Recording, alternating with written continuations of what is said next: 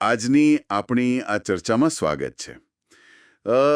ક્યારે એવું વિચાર્યું છે કે ઓનલાઈન ફ્લર્ટિંગ માટે કે આમ રોમાન્સ માટે અઠવાડિયાનો કોઈ એક દિવસ સારો હોઈ શકે? આજે આપણી પાસે એક એવી નોંધ છે જે આ જ મુદ્દા પર વાત કરે છે. ચાલો ત્યારે જરા ઊંડા ઉતરીએ આમાં. બિલકુલ. અને આ નોંધ છે ને એ એક સંશોધન પર આધારિત છે. એ લોકો દાવો કરે છે કે અઠવાડિયાનો એક ચોક્કસ દિવસ બીજા દિવસો કરતાં ઓનલાઈન રોમાન્સ માટે વધુ ચાલે છે. તો આપણે એ જ સમજવાનું છે કે આ તારણ શું છે, કયા ડેટા પર આધારિત છે અને મતલબ આનાથી શું સમજાય છે. તો મુખ્ય દાવો શું છે આ સંશોધનનો?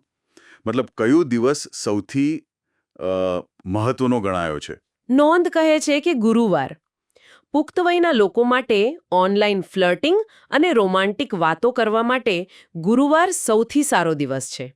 ગુરુવાર? ખરેખર? થોડું નવાઈ જેવું લાગે નહીં? શુક્રવાર કે શનિવાર નહીં?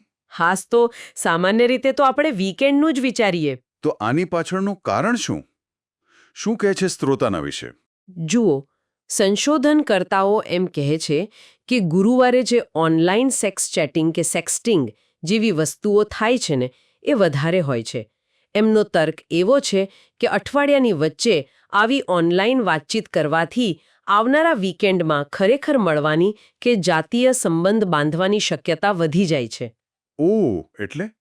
હા, એટલે ગુરુવાર જાણે વીકેન્ડના પ્લાનિંગનો ભાગ બની જાય છે. આ તો રસપ્રદ કહેવાય. એટલે ઓનલાઈન દુનિયા અને વાસ્તવિક જીવનની યોજનાઓ એની વચ્ચે એક કડી જેવું દેખાય છે. પણ આ દાવો કેટલો મજબૂત છે? મતલબ પુરાવા કેવા છે? સંશોધન કેટલું મોટું હતું? હા, એ નાનો અભ્યાસ નથી. આ જે તારણો છે એ વિક્ટોરિયા મેલાન નામની એક ડેટિંગ વેબસાઇટ છે. અચ્છા, વિક્ટોરિયા મિલાન. હા, એમના સંશોધન પર આધારિત છે. એમણે 30 દેશોના લગભગ 58 લાખ વપરાશકર્તાઓનો ડેટા જોયો હતો. 58 લાખ? બાપરે, આ તો ઘણો જ મોટો આંકડો કહેવાય. બરાબર.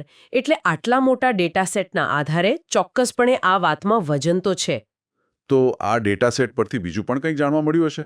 હા, એ જ કે ગુરુવારે ઓનલાઈન ફ્લર્ટ કરનારા લોકોની સંખ્યા સૌથી વધારે હતી.